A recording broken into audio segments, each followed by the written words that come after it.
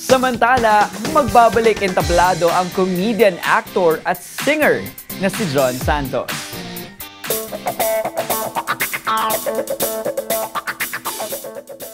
Sa isang media conference na inorganisa para sa kanya ay masayang ibinalita ni Santos na siya ay magbabalik sa entablado matapos ang ilang personal matters.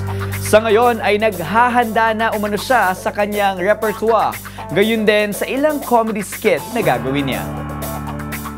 So excited to be in town. After a year of lagi ako wala sa town. I've been away, attending some health appointments of mga mahal sa buhay.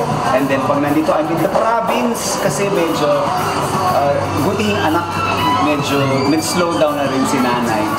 It is a break. There's more singing, more guest stars. I have made a list. Oo, andyan ang Apo, andyan si Ice Seguera.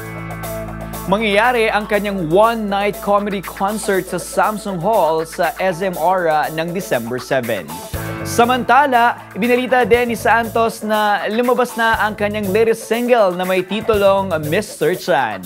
Natutuwa nga daw siya na napagsama-sama upang maging isang kanta ang mga titulo ng sikat na awitin ni Jose Mari Chan gaya ng Beautiful Girl, Please Be Careful With My Heart at marami pang iba.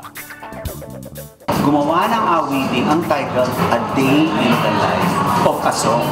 Pinagtagpi-tagping mga pamagat ng kanta ng Beatles. So ngayon, meron isang kantang Mr. Chan na pinagtagpi-tagping kanta nila Mr. Chan.